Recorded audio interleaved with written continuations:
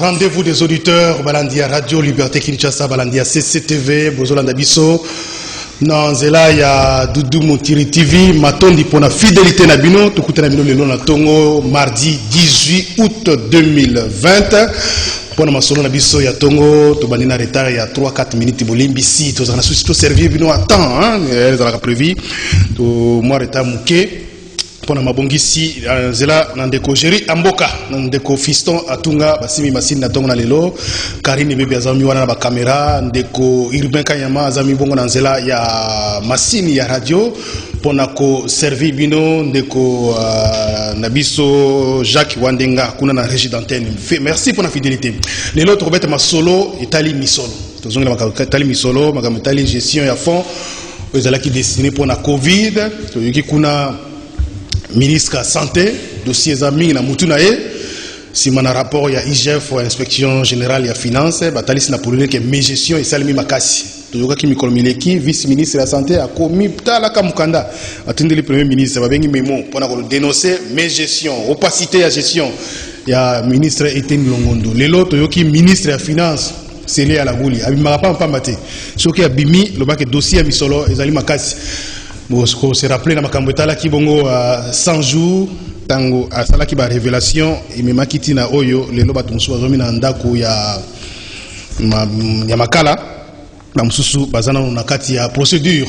Alors lelo abimi pona kotali sana polelete ministère ya finance ba collabora ki bongo na IGF pona makambetali koluka koyeba musolo l'État et bibangi na libenga l'État soki sali musala na tina oyo l'État pesa ki yango tope koti na mabenga ya bato ba collaboraki d'ailleurs ba tiaki ba service na bango metango inspection ya finance bani musala ba tikeli bango zela parce que bango nde bazala habilité au sa musala wana mais lelo bazo senga ke inspection ya finance générale ya finance ba étendre ba investigation ba enquête na bango na ba province ba gouverneur ba simbaki musolo bazwaki musolo.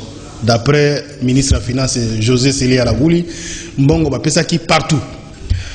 Non pas seulement dans la province, dans la police, dans la DGM, dans le service, dans l'État, il faut justifier Yango. Yango de zala moboko ya émission na biso na tongo na lelo parce que baloba ki yango meto qui tenter bato ba komeli biso mingi batini ba message non il faut vraiment si jona tozana posa to s'exprimer biso balandi émission na zela ya rendez-vous des auditeurs émission rendez-vous des auditeurs alors na tongo na lelo tozana ba benga mimi balé ndeko moko asili kokota ndeko Désiré Mbonzi Wambonzi aza député provincial pour la ville ya Kinshasa, boyebié malam. Atako c'est moi mikolo belé, azalaki certainement na moi Ngizi. Eza bongo? Ngizi. Alors, Désiré Mbonzi, Mbote. Mbote mingi Jean Médard Liwoso. Mbote ba congolaise pe ba congolais baso, ba kinoise pe ba kinois. Mbote na ba électeur na biso ya Kisasa mingi penza commune na Limete.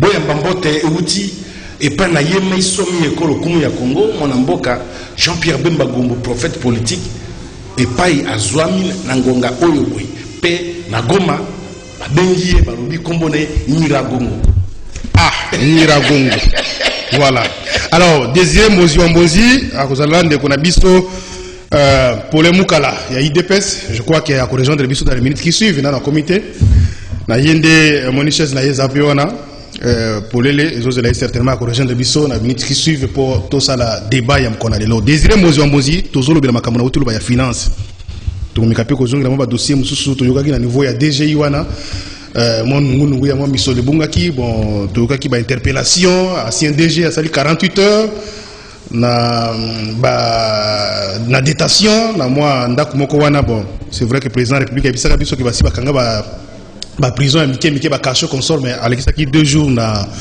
cachot moko wana na côté ya palais de justice président de la République a prometaka ya ko finir dans le passé mais ndé tout le monde sikoyo comme si finalement va se rendre compte qu'il faut qu'on finisse dans le passé tout ça rapidement en commentaire na yango na zela ya émission ya mokona lelo na ndeko Désiré Mbonzi Wambonzi lelo to ko pesa bino temps après ba réclamation na bino belé effectivement c'est les rendez-vous des auditeurs to pesa bino mo temps bo benga mo mingi po botuna mituna bo contribuer pas nécessairement botuna mituna mais ko contribuer pour l'émission tozo beta parce que tali makambo ya mboka na biso misolo tozo souffrir na mboka nzala partout mais ma solo ils ont marché malamu te alors ndeko Désiré Mbonzi wa Mbonzi alingi liboso to kota na bastige na biso comme député provincial au salamoi point muke na o Italie assemblée provinciale Italie pe moi base na bino bana Kinshasa abazole la mingi bino ba député ya Kinshasa bozo finga ma butipe moi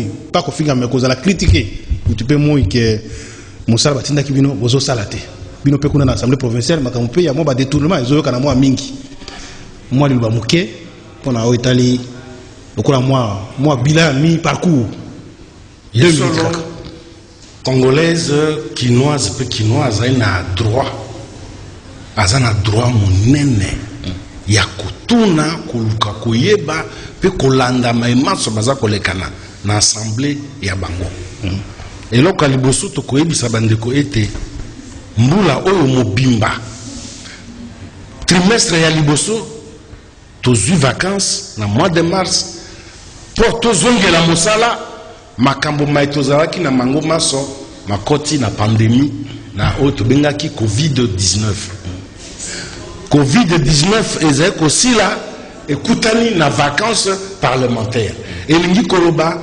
tosali pene na sanza motoba mosala penza ya malonga esalema ezali te pe yango emonani kaka na assemblée provinciale te na badéputé te ata baopérateur économique bango moko basentir efe na yango bana ya classe bango moko basentir yango toza koyoka wana komona lolenge nini ekomi bazolanda cour na télévision bamosusu na bainternet pamba te ane oyo mobu oyo ezali mobu moko tokokoloba mobu moko ezali sacrifié pe tokotala septembre nde sika tokozonga bayike bazali kozila pe bazali na droit bango bakoyeba mosala nini kosalema na septembre tobandaki mosala awa ebele basusu oyo mitema ezalaka lolenge mosusu tobelelaki awa ntango mindondo ekotoki na mayematali gestion passée gestion ya législature passée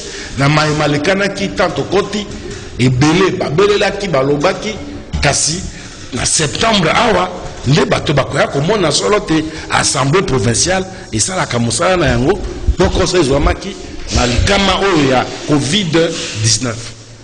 Merci beaucoup. Nous avons un dossier bien dans l'Assemblée provinciale, mais comme ils ont prévu les lotés, même matali gestion et assemblée provinciale. Makambo, omoni to komi na moi mbeba moke na RDC. Motoyoso a commis analyste politique pour télévision, radio, réseaux sociaux et pesameli motonyoso. Ezana makambo mususu toyoka kangonde na balabala. Ezana makambo mususu ozutanga ngode na réseaux sociaux. Et pas bozali likamango ezali te beto koyeba te mbeba esika bato bazali ezangaka te mais mingi toza koyoka yoka ezali ntango mosusu mwa soni na mawa te tokozwa mwa bandakisa mosusu lelo eza mokolo na yango te na kosenga na yo mokolo mosusu obenganga na émission tokolobela yango prochainement parce que tobandi mpe émission retard lelo réalisation équipe ya production balobaki totika na dossier wana tobeta na masolo oyo etali misolo ya mboka des millions de dollars oyoki kuna premier ministre a rappelé rapidement akendeki liboso ya basénateur alobi babimisaki 10 millions oyo bapesaki na ministère ya santé mpona makambo etali covid toyoki après na conseil des ministres balobi 27 millions ebimaki na trésor public toyoki justification ya ministre de la santé liboso baki non a géré plus ou moins 3 millions après toyoki audit esalemi a géré soki 7 millions 500 na 7 millions 500 4 millions 500 tindaki na ba province 3 millions ezalaki na maboko na ye apesaki soki 1 million 500 na Muyembe jokande pa na Muyembe kuna lobi azwaki soki 1 million 400 quelque chose $1000 lelo makambo ya covid et mati makasi rapport komi pa na justice parce que IGF a outi ko sala bongo ba enquête atamboli après ba dénonciation après clameur public tozoka mapé que clameur public yango esali ndenge sala ki dossier à 100 jours mais o ya covid apparemment ils ont mais là finalement dossier dans la justice mais ce qui nous intéresse c'est la dernière sortie médiatique du ministre de la finance c'est lié à la bouli na suspecta mingi soki abimina ba dossier boyo ba ke dossier za déjà les matata pona bato 100 jours to sala émission pena yo abimaki asali ba révélation lelo azokolo ba ke non ba azosenga ba étendre ba enquête wana au-delà du ministère de la Finance, qui était dans la province, qui dans la police, qui dans le service de l'ingénieur. Ozo ko apprendre dans une situation de Covid wana nous y a des tournements et zo le nini de côté. Jean-Médard Liwoso. Désiré Mbozo. Maman Eve Bazaïba Massoudi. Molimo Monsantu Azali Katinayo. Abele Laka. Alobaki. Covid-19 a fait le contrôle. Maman F. Bazaïba Massoudi, honorable député national. Akebisaki ba Congolais. Nalobango etiaki doute na mutué bato bato nalobaki le bandela nalobi bato yose bakoma na télévision na radio na internet na ba réseaux sociaux. Lokuna mitu na biso ekomi kotambola oyokenda liboso mutu ozonga sima. Bafingi balobi. Nini baloba kite, nini basakola kite. Ba comprendre qui est ma belle. Kozanga kososola eloko komi na biso mingi na mboko yango wana. Okomona moto mosu avandi beko yo zaibo kasaka cravate yo wana za kovimba mais bongo zo tambola lolenge mosusu.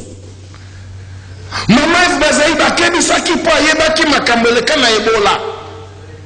Oyo eleka na Ebola yango na ministre oyo nani Oli Ilunga. Baye kokangaye immédiatement 2 semaines après dénonciation topé bokebisi oyo Mama F Bazaïba kebisaki bato. Ba oyo bazali koloba ba finga lisusu. Gestion ya république, gestion ya choses publiques, gestion ya mbulamatali. Ezali roko ya parti politique songolote.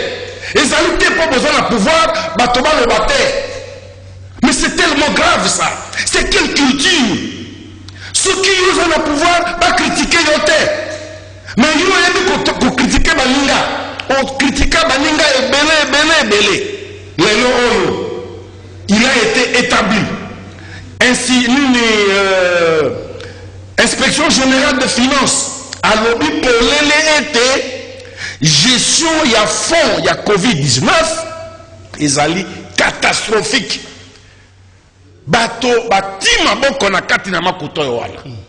Bato bati maboko basombi bandako basombi ba avion basombi masuwa na misolo o ete bato santé na bato ebonga boya ki komona wa boye ile kakite ba agent ya riposte komi po na riposte sanza misato bazeko futa mate nzoka misolo mizali kobima.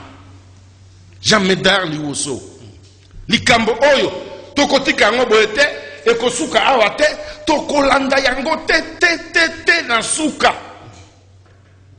Tala lelo tokanisaki misolo mizako suka bobele epai ya ministre ya santé epai ya coordinateur ya comité de riposte. Nzoka misolo ministre ya finance yo yaze koloba yango polele alobi ete makuta misolo bapesaki yango non seulement na ministère ya santé na coordination ya riposte misolo bapesaki chaque province. Misolo bapesaki la police nationale. Misolo bapesaki l'armée. Bapesaki DGM. Mais misolo miango mikei wapi. Jean-Médard Liwoso enquête ya IGF et sengeli koba pe la nini justice balanda yango te na suka soki balembi babenga biso tozala na bango wana yo za justice ba renseignant bino lokola ba député bokotia maboko na ba gouverneur po gestion ba biki eketi na ba faire ba gouverneur. La police, province. Kinshasa, particulièrement Kinshasa, d'après gouverneur de la province. Pour les cas, il y a province, il y a Kinshasa. Contrairement à ce que le gouverneur, ministre de la Santé, il y a gouverner. Mais il y a une déclaration récemment pour que non, non, ministre de la Santé, ministre de la Finance, à l'objet des cas Kinshasa, ce sont les services. Les services de la santé. Ils allaient bien dans Kinshasa.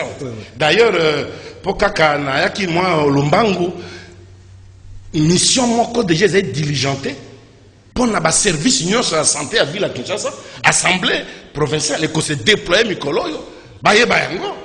Et je crois que la semaine ici ça va commencer. Alors l'impression qui va toi ça nango makambo ya Covid, détournement ya Covid, ils ont quoi moins lenteur les anakati. Ils ont quoi politique, ils ont les primer mingi na makambo tali dossier pourtant ils semblent aux la polele. Mais jamais détournement aux la polele. Les déclarations officielles les ali. Jamais dans les woso yo monité. Awa ministre ya finance. A sakoli polele était et sous que ben la santé était. La police, le ministère intérieur, l'armée, deuxième ministère intérieur. Yo comment on a ingobate et ça le cola oh bangaka benga banda. Ça dit toile d'araignée. Ah ouais bah si kuna bazwa et on nous mona likambo yango mo nye et zo kenda mezo kenda. On lingo ba kesoki batangi la police, batangi deuxième ils allaient ba service yo ils ont dépend du ministère intérieur. Ministère intérieur. Donc ça quoi ministre ya finance à bémoliser moi mukia saline. Alobinde oyo ya yebi. Parce que il fallait peut-être avoir un ministère intérieur. Mais non, attendez avec précision. Et c'est des détails, des services oyo raison bon que bimi libellé. Ministère intérieur il est la police. Parce que la police a joué rôle songolo na misolo pesaye. Deuxième, a joué rôle songolo na misolo pesaye. Armée ainsi de suite. Tina on a bakotanga ba service concerné. Vous avez la compétence d'action na tango Covid des ali. Les lois banane bazana biso na circulation. C'est ça la police. Alors, yo ali molobeli ya peuple ya ba population pour ami ya peuple est-ce que si vous avez une investigation dans un peu parce que bien comme enseignant pour nous koyeba ceux qui misolibimaki bimwa combien tel a ko zo soupçonné ko zo combien est-ce que ba élément on a nango jamais dans les santé nazali na ba élément tala ebele. On a l'émission par rapport à l'actualité. Mais on y a et je vais assumer. Je vais assumer avec preuve à l'appui. Ce qui est un débat contradictoire, bien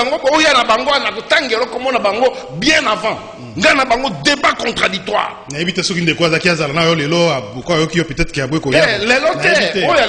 L'actualité, mais je vais intitulé M. Kozala, Jean-Désiré Mbonzi dénonce et accuse. Alors, détournement, il y a Mbongo. Sur le belé, ah, bah, toi, Zolela. Vous savez que le bango, sommairement, agent ya Covid, Minganga, ba équipe, nous allons qui, bah, tiens, pas au Samosalana, bah, Zolela, bah, moule, bah, sans belé, bah, foutamité. Kuna na hôpital, Angalima, bah, infirmier, bah, vous savez que tout ça marche vendredi dernier.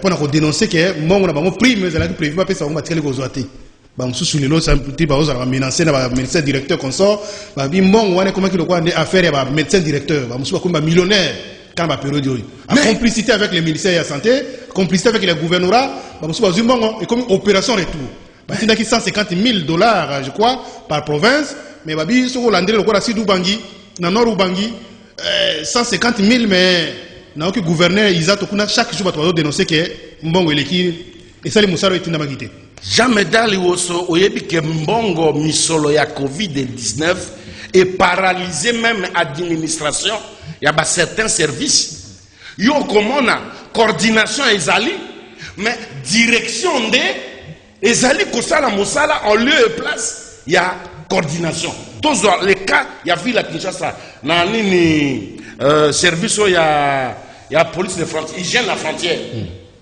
Mais coordination, pouvoir nango, ndenge na yebi, ezako suka kaka na ville aboye moi ba port ya mike. Mais aéroport Angeli na beach, wana direction ye moko de tala yango, na misolo yango ye moko tala yango. Nous avons nous personnellement na landa yango de près. Oya pev kuna likambo. Je voudrais ici revenir na lokomoko. Bato miso etala kabobele ba politicien kasi tango tozena kati na généralité ya fonction publique ezana makambo za kolekana ya somo ya minene exemple kaka ya santé oyo boye ya Covid-19 gestion na yango eti ba service ebele na administration na bango administrateur ekufi directeur yemo comme moto azokenda kozwa makuta alors que coordination ya entité ezali wana yende azali na pouvoir ya kozwa makuta aya na yango mais au moins na directeur à niveau national à Longoi na bureau directeur a komi kanda alingi komona bato ya coordination bakoma na bureau te. C'est le cas frappant ici. Gestion ya njili na ya beach ngobila. Coordination ya service national d'hygiène ya frontière. Bakomi kuna te. Bakoma te. Ça c'est la direction qui prend ça en main. Et là j'ai des preuves. Non, c'est tellement grave.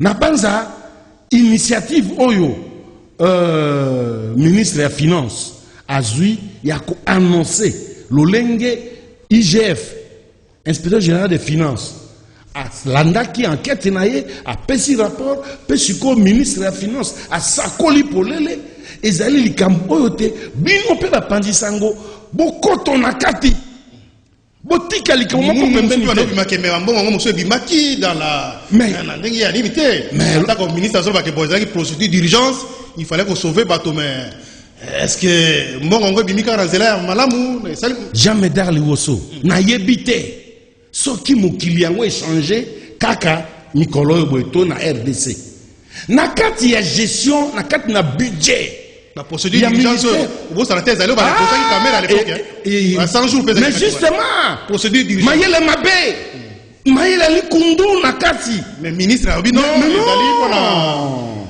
Jean Médard Jean Médard Liwoso Jean Médard Liwoso ministère de la santé à travers l'humanité bazalaka toujours na rubrique gestion à épidémie hein gestion à épidémie et catastrophe naturelle.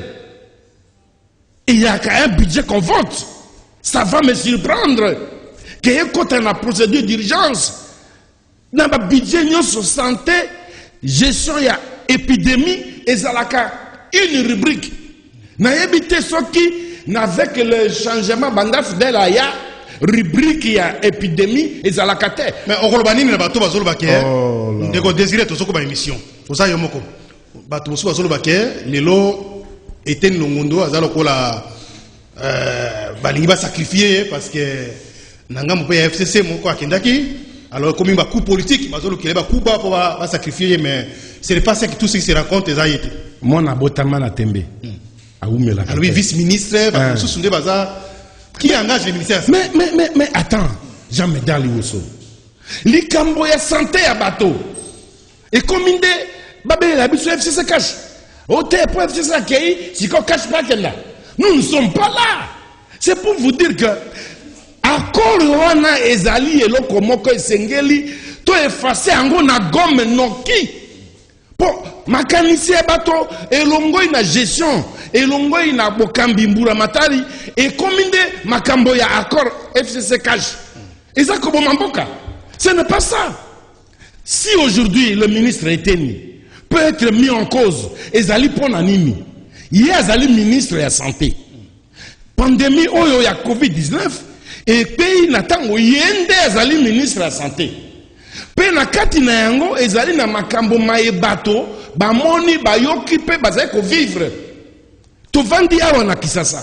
Le premier cas ya COVID-19 oyo toyokaki. Yemo comme ministre Longondo Eteni azalaki nde ko présenter yango koloba.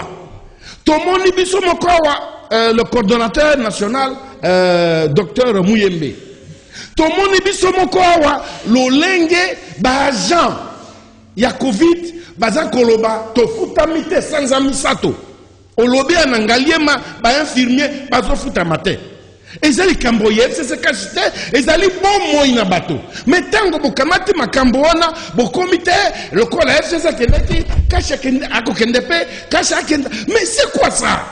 On est où là? Alors qu'est-ce que doit faire la justice? Parce que l'impression on va trouver ça rango autant la dossier monsieur Lekina Mboka comme si l'enterre des amakasi na bandeli sumutuna wana l'enterre zo la kisa makamwetali mbongo mais l'enterre dossier mama Eve Olbaki a dénoncé que makambo koto ezate ka boya ki pas exister mais moi je dis que derrière passe voilà makambo koto ezali mbongo to bima. Alors Nero qu'est-ce que la justice doit faire? Mais justement Non, non, non, non, non, non, non, non, non. Ngai mbaleleki na lobaka me. Et le Congo basala kango ben ndambo. Na Assemblée nationale, ba pesaka certains ministres lokola ya finance wana. Ba pesa ye pouvoir ya kotia maboko direct. Hein? Oyoke tango ba moni mpe ba tio maboko ba kamati yo ba ye na yo. Lokola IGF azewana hein bazali basala ka ba prêtaka serment na finance wana mais ba prêter pe comme ba OPJ. Aye akuti boya makuta Covid de keya atio maboko akei na yo. Bon, wana nde mboka kotambola na molongo. Po boye mweze ete ministère IGF a sali enquête na ete abimisi lokoto. IGF a continué à tali boite lokoto ezali atangi. Mais ezana makoki ya kotia maboko te. Mais singeli ba pesa ba mwa pifona service mo ezaka pembeni. Topé ceux qui ont contrôle à Bozali, ministre de la Finance, a ça la réquisition auprès il y a procureur général que non tia pesangai bato atazomi na misato pona kotia ka maboko na baebaso bazako meka kosakana mosolo à l'état. Godé Poy, président Nabino, comme économiste, a lobby que IGF atika ko pesa bato ba faux espoir parce que ba chiffre musutango bazotanga ezalo kwa que ceux qui va arrêter ba exonération tout de suite là mon wana 5 milliards ne babaki environ ezokeni na mabenga bato na l'état zo perdre et contre la caisse de l'état zo kandeza lokuta hein de ko désirer de ko Godé Poy alobaki que ba exonération ezama parenthèse na fungoli hein ba mboka nyoso ezali quand même pour le développement ya mboka ça contribue pour na makamotali musolo ya l'état donc ba ko longola ba exonération te hein ezaba chiffre moko ya nini nous espérons que rapport ça demi les rapports ils allaient penser fouiner les rapports penser aller assis sur des bases de preuves tangibles que l'homme va commencer la justice et commencer au samba non attendez on va chercher des preuves on va chercher des nous espérons que c'est ça les rapports Maloba ya président honorable Godé Poy mazina litomba pambate stango ngai na landi rapport ya IGF nakati azali koloba ezana ba exonération mususu ezali valable terme exonération ezali consacré outi na biso ate monde entier esalemaka kasi biso tokomisaki yango nde nteke esika ya fete esika ya lipati na moto yo asengeli na exonération te azali kozwa exonération c'est de ça qu'il s'agit. Bato ya badongolomi sonase batondi ebele soki asali alerte kasi quelque part IGF azana na kebisi na no bato po ekomaki ezala ba opérateur économique véreux ezala pe ba agent na kati ya ba service ya l'état oyo bazé ko bemba na bango bon tikanga na kotia yo na régime ya exonération bongo olio futa na caisse kuna ale yo katelanga paibo. C'est ça le vrai problème, pesé solo. Alors, de Kogeri, on s'en reste tous aussi, on a cité rapidement, interpellation, il y a l'OCAD, ancien DG, il y a DGI, Direction Générale des Impôts, il y a Kinshasa. Pendant qu'il y a des dossiers importants, il y a Covid, qui 27 millions, il y a l'État, il y a qui, il y a ainsi de suite. Dossier les autres traîner. Mais au place où moi, ils ont moi clair rapidement avec une interpellation.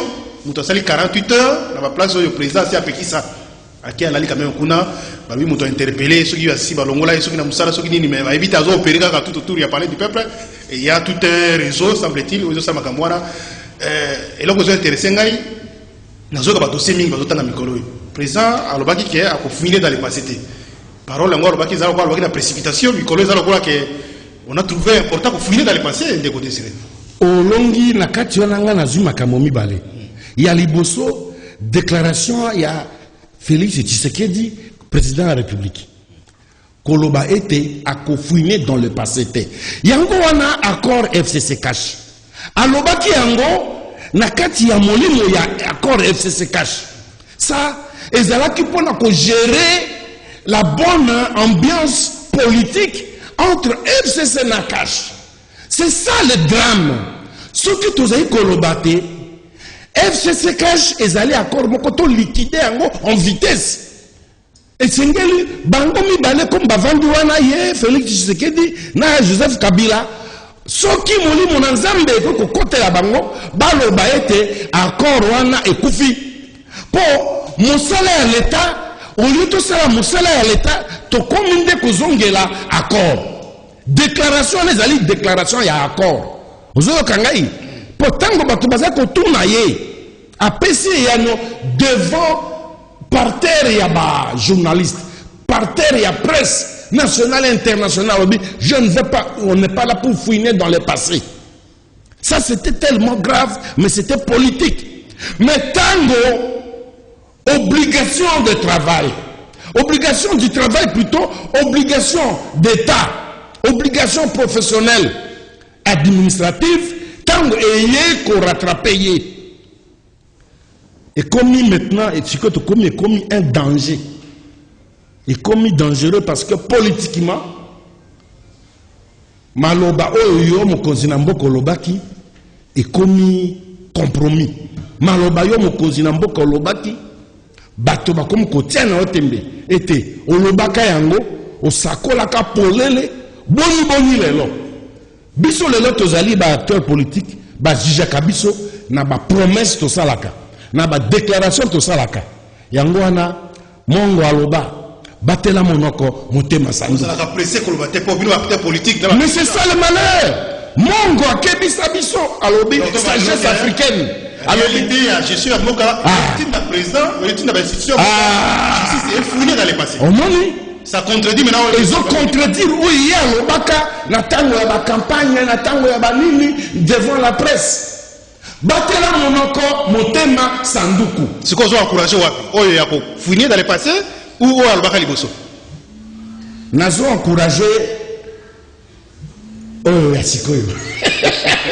Mais avec beaucoup de risques, beaucoup d'attention, koloba état de droit et sengela ki to sembola nano maïma so makoki ko mema biso na état de droit.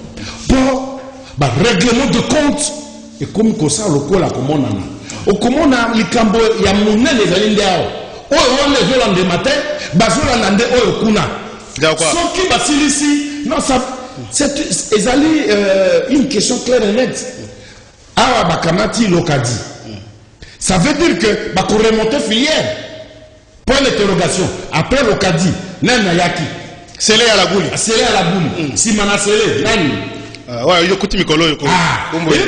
c'est une façon de dire toi que tu es confiné dans le passé. Donc, promesse et salamaki, il va confiner dans le passé. Il y a et zongi. Donc, politiquement, c'était suicidaire. Comme ça, la déclaration, politiquement, et ça là qui prudente. Comme ça, la déclaration de pour réalité à terrain, réalité à gestion. Et ça continue un autre type de comportement. Mais ce qui est malheureux, au Lobaki a ma prison moko fictif. C'est l'un de cas de 48 heures. Cheval de bataille. Il y a Félix Tshisekedi entre autres. Aussi ça peut avoir que ma prison fictive wana lokola ba amer na banini non so ni fait roi. Mais au Dieu seulement sous son règne, sous son régime. Si c'est que l'épouse de Lokadi, Namokanda Komiwana, Ezali Solo, mais c'est grave. État de droit, état de droit, entre autres, qu'on respectait dignité humaine, qu'on respectait nos droits à moto. Ata soki, asalaki détournement, ata soki zali droit à moto, ezalana respecté. C'est ça le droit, l'état de droit. État de droit, ils ont kokanga batote. État de droit, ils allaient payer. Koto sana no moto na maye masengisa mi pour la bonne moyenne na le komu na ye dignité na ye. Ce qui s'est passé là, c'est condamnable, plus que condamnable. Et on peut même assimiler ça à un crime. C'est criminel. Comment moto agressé fonctionne, haute fonction de l'État. Bo sengeli na ye, mais invitez-le officiellement. Bon, invitez-le officiellement à y avec ses avocats, ainsi de suite. Comme banditisme judiciaire. Comme banditisme judiciaire. C'est ça la crainte. La crainte. Il y a action salvatrice et ça salema. nazobanga mingi na likambo ya état de droit nazobanga mingi te et comme ba règlement de compte et comme sélectif parce que à ce stade ici ils ont un dossier le plus scandaleux connu de tout le monde. Merci. Merci. Alors ça c'est très dangereux. Merci. Donc tu confiné dans le passé mais tu commis confiné et ça nous rattrape. Contradictoire. Merci de désirer Mozo Mozi. Tia casque toujours moi contribution dans les voisins Zela Singa règlement des comptes politiques. Toyoki déjà gouverné Yakala, les députés nationaux, l'actuel député national Ngoïka Sanji, Oyoba Bimisi Lobi na Ndaku na avenir Roi Baudouin awa na Gombe. Ndaku ya Gabriel Mokia Bozanda comme Gabriel Mokia tel lupango ya Gabriel Mokia. Oyoba tekila kai na bato mususu ba botola na ndenge mafia na epa na Gabriel Mokia alandela ki justice finalement ba mettre Libanda. Alors, azo prier na règlement des comptes politiques parce que à ça la déclaration peut-être des aba nini to éviter bon. C'est un peu ça, justice fait ça la Moussa na Yango. Bien vieux Gabi a récupéré le pango na mais je pense que et là qu'ils ont préoccupé par l'autorisation 6 mois de récupération les alors quoi ba mususu ba contribuer pour que ba somba les susu le pango wana ba dossier wana pe et comme la kibiso ba comme la kibiso to kolanda la motamba la sima to ça la émission spéciale pour ma metali ba déguerpissement ceux qui ba conditions à la respecter ou bien ça les ma règlement de compte ou tout ça to le belango prochainement 082 33 33 749. Allô, bonjour. Allô. Oui, mbote papa, obengi biso wapi comme nani? Allô, Jameda. Ozana Zela Singa, obengi biso wapi? Oui, na bengi yo na commune Ngirengie. Comment nani? Ngana contribution na ngai ezali boy. Nakolanda ndekumbondi wa mbondi ndenge aza kotoba okomona mpona assemblée provinciale aza se réserver mokime mpona gouvernement kotoyo aza koloba comme si assemblée provinciale bango bazosala mosala or biso mpe Kinshasa tozomona eloko moko te baza kosala soki ye akozwa courage to audace ya kolobela gestion ya lelo abongo gestion na bango ya MLC na Ndeko accueilli 082 33 33 740. Ton noté question. Tous moi 3 appels pour répondre.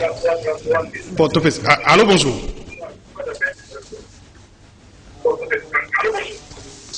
Allô? Oui. Obeli biso api comment nani mutuna nayo. Ou contribution nayo.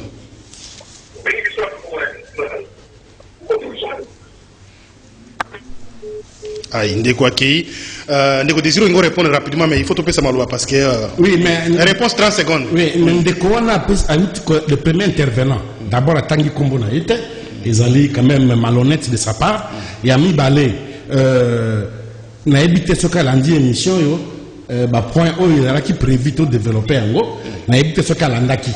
Au moment où il a dit que et comme il m'a mingi bateau. Biso ne to fixé ba point to bengi sur makambo etali le comme du tournage gestion. Bobengi ngai pona makambo ya gestion ya Covid na makambo ya dénonciation o esalemi par le ministre des Finances. Bongo ye akoya komema makambo ya assemblée provinciale na promettre j'ai donné une promesse claire était na koya émission spécifique pour na makambo ya nini assemblée provinciale.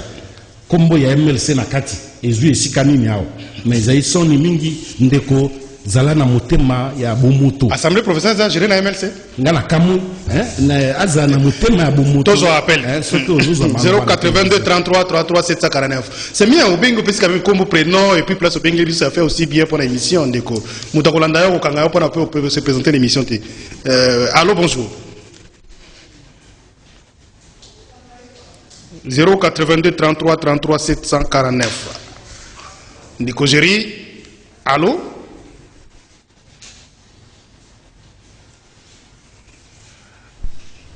Oui. Allô, bonjour. Bonjour.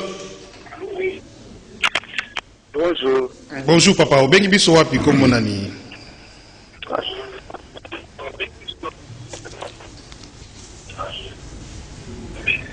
Azo prendre retard pour que le bateau passe dans mon 082 33 33 749, certainement saturation dans standard Nabiso, et belé à la fois, c'est pas facile.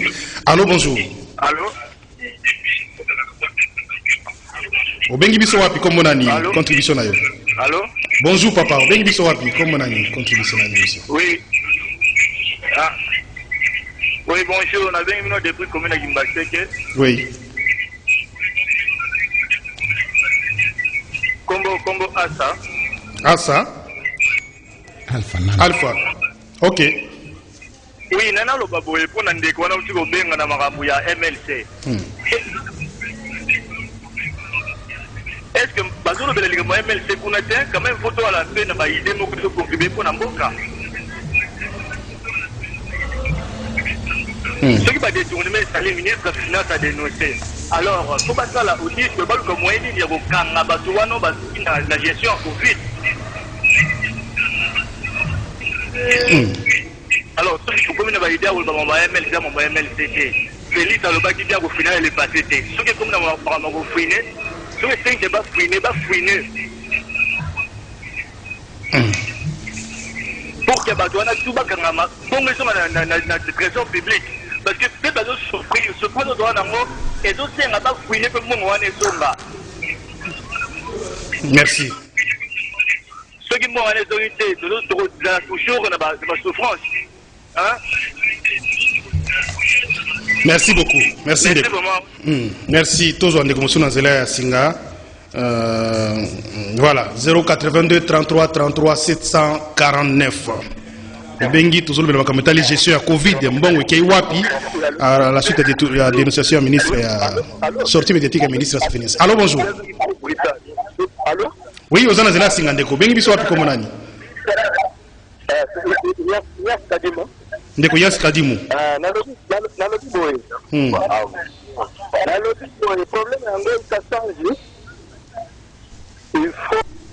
Oh là là. Ozo prendre le temps, ba unité comme il passe au sommet en boko yo ebi que crise zo frapper mutinyoso, mais ce ko bengi kenena essentiel, surtout si jet ozana mutuna ou contribution au PC rapidement. Allô, bonjour. Oui, allô, Ndeko Jean Meda. Oui, mbo. Salut, honorable Zawana. Oui, obengi biso wapi komona Ndeko? Ndeko Didier à mon office. Oui, Ndeko Didier. Bon, on a une boy. C'est vrai que le président Kogi Koloba n'a pas passé. Mais ce qu'on procédure judiciaire, je ne vois pas l'influence du président direct. Ça veut dire que la liberté dans la justice a cause à Moussa Naye. Parce que ce que je veux respecter à Bando. Il y a un domaine judiciaire, au respecter au Sar Moussa, le président Koloba n'a pas dit non, il ne va pas passer. N'a pas dit honorable Aloba qui c'était une déclaration pro-politique. Ce qui compte aujourd'hui, les amis Moussa le dos à la malelo. Reculer pour mieux sauter, c'est le principe. Deuxième élément pour l'honorable Ngoï Kassas, bien dans la Naki Mouandambo, les dossiers bandits les lotés. Peut-être que l'occasion faisant le larron, les politiciens vont saisir l'occasion. Mais le dossier est déjà dans le ministre Affaires frontières, il Lumea. Il y a ça qui avant que c'était derrière. Parce que les gens ont un jugement et pour être déjà. Donc, la bande dans le dossier, tout le monde est que c'est politique. Merci. C'est vrai que les politiciens vont se passer dans l'occasion. Merci beaucoup. Voilà un peu. Merci. C'était juste une parenthèse. Makambo ya dossier Ngoïka Sanjeza, si j'ai à ordre du jour, sur ça l'émission, peut-être si ma pas dans le Makambo Tali, dossier à Nengwana, ils ont comme une parenthèse, pendant que le Makambo Tali, règlement des comptes, Nengé Deko Désiré, avant Naïkoloba, de Touloubi, qui est un petit exemple à Kawana. Allô, bonjour. Bonjour, Papa Jean Médal Yonso. Bonjour, honorable Moto Modiali. Par rapport à... Ndeko Raphaël, hein? Raphaël Namatongo. Ok. D'abord, ce que j'ai aimé dans gestion, c'est d'abord la transparence. Transparence. Donc, transparence.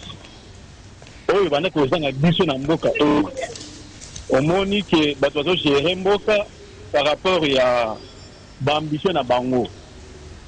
Donc, il y a un gestion est mathématique. Mais les lois à travers la transparence, au moins que ce qui est bon est bungi et quoi est bungi. Mais par rapport à la gestion, il y a Covid-19. Moi, j'ai confiance dans Etienne Longondo. C'est un homme intègre. Bon, c'est Bungi et comme beaucoup d'inspecteurs, il y a des hôpitaux. Il y a un rapport à l'IGF Bezali. Au moins, qui est belé, vous allez interpeller, sauf Etienne Longondo. Parce que il y a un mot qui est dit que mon toit, j'ai un mot qui a accompagné de fête. Il y a un rapport, il y a IGF, il y a un mot qui est libre. Il y a un mot déjà, pour ouvrir le dossier judiciaire. Et que ce rapport, il y a des tournements à la justice à travers des dossiers ouverts. Par lui-même, Etienne Longondo, avec la justice. Tout le monde a motivé. C'est pour dire que je suis des peuples, c'est pour la transparence, le peuple d'abord, tout la justice, c'est ça la moussala. Au comment les Bénék, par rapport à la gestion de la Banque centrale. Bon, beaucoup de rapport c'est pour dire que c'est ce qu'on attendait pendant des années, que le combat est de la battuté. Merci, Ndeko Raphaël. Et puis gestion et la transparence de tout le monde. Merci, bonne journée. Merci, Ndeko Raphaël Namatongue. 082 33 33 749. Allô. Allô, bonjour. Allô. Oui, Obengi Biso wapi komonani makanisina yo. Bonjour, monsieur. Mbote papa, Obengi Biso wapi komonani. La bengi na commune en Selenga, monsieur Ngoya. Ngoyaf. Nalobi na commune en Selenga. Oui. Ngoya Fumba. Oui, préoccupation na yo. Nalobi boy papa. Oui. Préoccupation la premièrement nalobi boy. Émission na bino, émission wana ezali justice té. Tobi mutayi na émission pour dénoncer. Mais bon, j'ai mbala moko te beaucoup moko katela mutu justice bokatela mutu likambo. Non, c'est pas ça. Soki boyoki likambo, il faut dire que la droit na pas mener banquette de souka pas condamner mutu. C'est na landi malamu kaka na émission na bino oyo. Ba condamner madame Paula. Mais tant moi tu en as qu'un justice ba et si les lobos lobango ti, il faut boloba peke mutu ba loba ti bo Mexico ba quitter boloba kati. Deuxième chose, invité na yo honorable. Le président avait dit que pas confiner na passé. Est-ce que aloba dit que régime pas confiner na passé? Il faut pas capter ba langage politique. Président lobby que to confiner na passé. Et lobby que justice est indépendant, monsieur. Dans lobby que na justice est indépendant, non la stagine. Que justice a cause la musala na ye. Le président au côté na makamba justice. Président Kobo il s'agit c'est que a fini dans le passé. C'est ça langage wana. Faut dire qu'on compte à peuple papa. Faut dire qu'on conduit peuple na distraction. Président le bâti n'a confiné n'a passé que à l'objet que justice est indépendant. C'est un mot la termine que justice a confiné partout. C'est ça. Monsieur Mboldi ou Mboldi, un honorable député. Faut pas mentir le peuple. Au conseil va tout faire monsieur.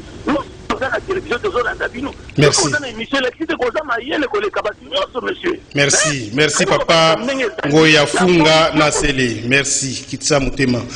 Mise au point à Liboso, émission la biso à la tribune tribunal à la justice mais ils à la place ba analyser ka ba pesa ba commentaire bino bo bengaka bo pesa ba point de vue yo lobby librement aussi ici. Donc yo pose à juger surtout quelle logique wana aux juger pour au juger biso. Deuxième chose na olobi makambo ya muto ya DGRK to tikala ko sala émission na rendez-vous des auditeurs pour makambo DGRK. Donc so ozana tembe kota na YouTube tala ba émission nyoso obimiselanga sujet émission moko na lobela makambo wana.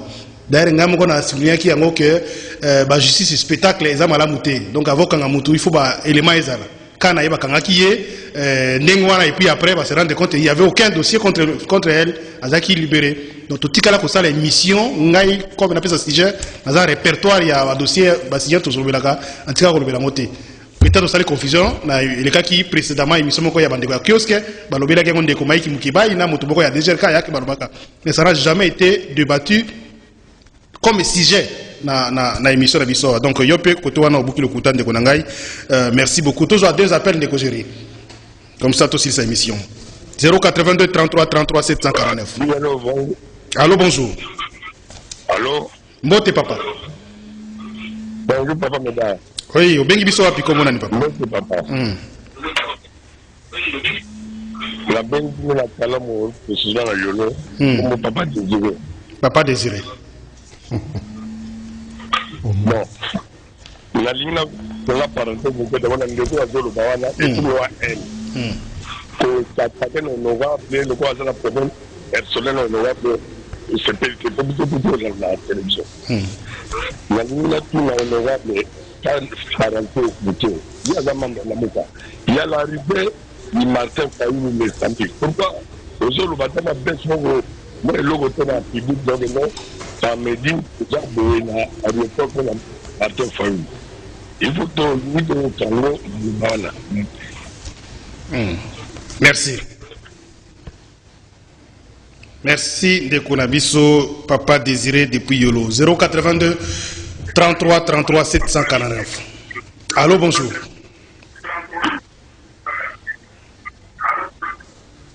Bonjour, Jameda. Oui, papa. Bonjour, Bodi. Bengi biso api komo nani makanisi na yo? Na bengi bino na commune ya Kalamu. Komo na ngai ale. Oui, Ndeko papa ale. Na lingi intervention na ngai ezali mwa moke boye. Umekembe kotala ndenge émission ezali kosalama na invité ndenge aye ndenge azali korépondre tokolinga vraiment beaucoup plus il faut kofikiaka opinion oyo ezali tosali botaka biso na tosali na bavérité moko boye ne faut pas koyaka na badéclaration moko politicienne oyo yo koya koyebisa biso comme si ta mosusu yo ceux qui bozaki na gestion bonga bosala boye par rapport ya bakoyo baza kosala parce que toyebi ba politicien congolais ndenge nini bozalaka libanda boza koloba makambo susu sujet na biso papa Alain tozoloba la sujet précis soki oyoki invité alobi eloko mosusu yo pesa contribution na mpona sujet wana c'est ça le tina ya rendez-vous des auditeurs. Donc, bah, éviter la biso bazaka na monopole et analyste. Après, si makanisi, yo po bengi, ceux qui osali d'accord na yo, ou bien osala makanisi, mususu pesa ya yo. Donc, ko tinda éviter alo bandenge yo zo kanisate. Donc, c'est pas comme ça. Ou ko tinda ngai na lo bandenge yo zo kanisate. Parce qu'il y a des millions de gens, ou bazolanda biso, na Kinshasa, la bamboka, libanda ya mboka, tout ça. Donc, so na bina bana osala vouloir ya moko, et osala passe. Donc, contribuer. Au bengi rubino ngai na kanisi pona makambo wana ya gestion ya covid mbongo ba détourner pona ngai faut basala boy ke obana ko non c'est voilà OK malheureusement Ndeko Désiré to komi na suka pour la première partie émission commentaire nino ça moi très rapidement nata ba message peso ezali natangela rapidement ezali mama mingi na lolenge ya Ndeko lokola obengi na sele na oya suka oyo omoni ya solo na lobaki abate ezana bato mingi télévision azolanda mais azo sosola ni nezo le kanate et donc on nezo le kanaba azo sosolate ce sont certainement des militants oyo bazalaka azana analyse te be kolanda kobele la kokumisa mais impolitesse ya Ndeko yansele na Ndeko uti koloba ezali ya bango na limbisi bango na ki bango mawa mingi seulement likambo ya covid-19 tokobeta sete bato batima boko likambo oyo président de la République Félix Tshisekedi alobaka qui a fouiné dans le passé ezali d'archives pende ko yansele akoya ko apprendre nga le contraire hier a commis ko benga na télévision na ba insolence ngana kozala insolent lokola yete il y a un problème d'éducation certainement même ndeko ya utu ko benga yasuka Félix Tshisekedi alobaka clairement devant la presse nationale et internationale le kutaiza na kati wana te tokosi batna likamboni na lobaka ke akofouiner dans le passé te pour bazalaka kotuna ye na maimatali gestion calamiteuse ya régime précédent ya lobaki polele ke akofouiner dans le passé te bato bakanga nini pour makometali déclaration ya ministre ya finance déclaration il faut ba étendre ba rapport tout à fait enquête na province etc. ça comme sa ministre ya finance na likambo wana il faut enquête ekendati na ba ramification nyonso ya bazwaki mbongo ya covid-19 na yebisaki d'entrée de jeu kopesa Ndeko mosusu wana réponse ya ngiringiri assemblée provinciale à Kinshasa ya lingi soto sali likambo ya yeba soki ya yebite donc to sali lokote to zo annoncer enquête nini commission nini contrôle parlementaire na ba service nyonso ya santé ya ville à Kinshasa. Pour ce temps mosusu toko banda ou semaine prochaine selon logistique ndenge ko salema. Mais ayeba yango toko banda contrôle parlementaire na ba service nyonso ya santé ya ville à Kinshasa na matali gestion ya Covid-19. Merci Ndeko Désiré Mozambonzi. Ndeko Jean Médard, est-ce que c'est possible que l'État congolais a réglementé likambo ya ba église bati kananu ba messe ya semaine pe ya butu, car les risques de contamination est énorme et difficulté de contrôler par la police. Ndeko Moussou, bonjour papa, Jean Médard, Nalingi, Tolo Bela, jeudi prochain, voilà l'augmentation, oui, c'est une proposition. Ndeko Jean Médard, ceux qui Covid et Bangisi, ba Congolais, c'est que Congolais a changé les sous-soutés. Bonjour papa Médard, eloko et Bomaka Mboka Nabiso, Ezakaka manque du sérieux. Ceux qui totier sérieux, Mboka et Kokende Liboso. Otis Bumba. Merci Tosuki Nanwana pour la première partie émission. Tout à l'heure, on a 10h30, tout à l'heure, on a conçu sa deuxième partie. Rendez-vous à la télévision Zalobi à 8h15. On va inviter Moussou Bassige Moussou. Rediffusion première partie émission à la Radio Liberté Kinshasa à 16h30. Et puis, na Doudou Montiri TV. À Otiko Koma Doudou Montiri TV. Bolanda Biso. Ndeko José Andia. Zalaï Kuna Nanzela ya Internet. Ndeko Ale Kabongo. Zalaï Kina réalisation. Et on m'a Ndeko Géry Amboka na coordination émission. Fiston Tunga na Régie TV et puis Ndeko Irben Kayama na Régie Radio. Botika la Malam Ndeko Désiré tout à l'heure à 10h30. Merci.